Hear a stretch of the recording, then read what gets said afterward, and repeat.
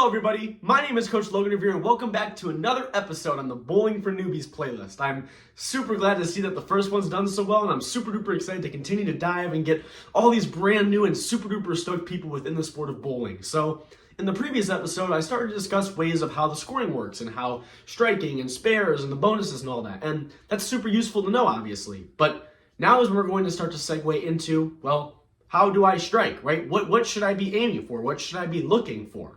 So, I will start by prefacing this, and that is that there is a very common misconception within the sport of bowling that many people kind of push and pull about this, and that is that many people believe there's a lot of luck involved within the sport, right? When you think about it, you're sending a rock and you're hitting 10 white pins all over, so you'd think naturally that there is some luck to it, and sure, there may be some, but I generally tend to disagree with that sort of statement there, in that if you hit in the right spot and your ball does the correct thing as it's going through those pins, it should strike just about, if not, every single time. So, the common misconception that a lot of brand new bowlers have is where exactly they want their ball to be making an impact, to be making a direct impact on those pins, right? They make that sort of triangle formation. So, a lot of people like to think that your ball should go right in the center of that head pin or the pin in the front, because that's just what most people would tend to think is optimal. But I'm here to tell you that that is not. That is actually quite the opposite of what we're looking for. If you hit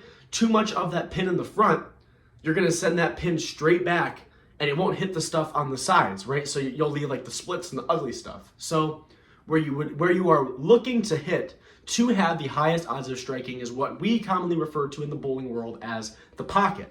Depending on if you bowl right or left-handed, there are a different pocket that applies for the handedness of which you bowl. So if you bowl as a right-hander, the pin in the front and the pin just to the right of the pin in the front is the pocket for a right-hander. So you want your ball to hit in between those pins, but more closer toward the pin in the front than the one behind it. The reason for this is because think of when two objects collide, right? They bounce off of each other, they deflect. So your bowling ball, despite it being much heavier more than likely than each of those pins, it will still get pushed around a little bit by those pins. So what we want to do, especially given that we know that there's that the pins in that triangle formation, there's the pins that are kind of off to the sides, right? We want that head pin to ricochet to the side, not straight back. That means when the head pin ricochets to the side, it hits the stuff on the side, and your bowling ball will deflect a little bit off of that and hit the pins in the middle and hit the pins on the right-hand side. And flip all that if you're left-handed. It's the same philosophy, right? You'll hit the left side of the pin on the front, and you'll send that pin in the front to the right-hand side, and your ball will deflect and can carry through the rest of the pins on the left. There's a lot of different ways to strike. Sometimes you actually might miss and you might hit the opposite side of the head pin. So if I'm a righty, I might hit between the pin in the front and the pin just left of it, but it can still strike from there. It usually, more common than not, if you try to stay within the side of which the handedness you bowl with, it will have higher odds because it tends to carry through the pins a lot better. I won't go into too much detail into the super scientific and crazy stuff, but this is something that I also need to make aware of you, is this whole concept of hooking the bowling ball. Many people when they first start tend to just think, well, if I throw the ball straight and I can always hit the right spot, it'll strike. Well, because of those deflection characteristics, your ball, when you throw straight, has an easier time bouncing around and almost tends to bounce around too much. And it doesn't tend to hit the pins super hard and have that sort of that drive to hit the pins harder and tend to strike more often. So when you watch the professionals, you'll notice they apply some spin or hook or whatever type of terminology that you all are preferring to consider it, but they're applying some spin or rotation or revolutions, as we like to call it, to that bowling ball that's making it go down the lane and hook into the pocket. So because it's hooking, that means it's coming into the pocket at an angle instead of dead straight. With that angle, that means it will have an easier time having that extra drive factor, and it'll tend to strike a lot more often.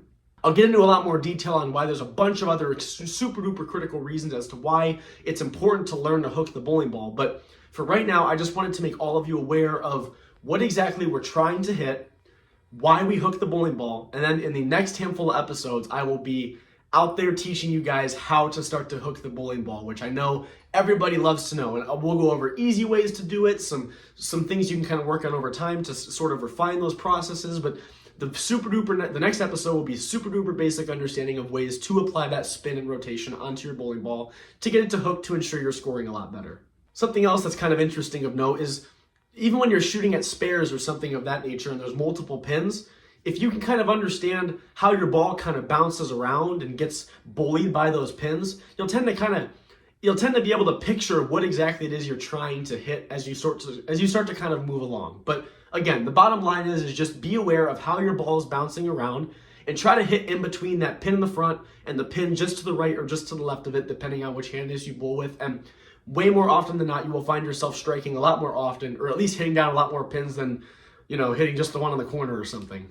And obviously there's a lot of accuracy and other such things because this is a very precision-based sport, right? If you don't hit the right spot, you are not often rewarded with a good score. So again, next episode, once I break down the physical side of the sport and ways you can release the bowling ball to get it to spin like that, you'll have a lot more success, I promise. If you enjoy this kind of content, be sure to leave me a subscription and a like. It really, really helps me out. And as always, ask comments below, and I will see all of you on the next Bowling for Newbies episode.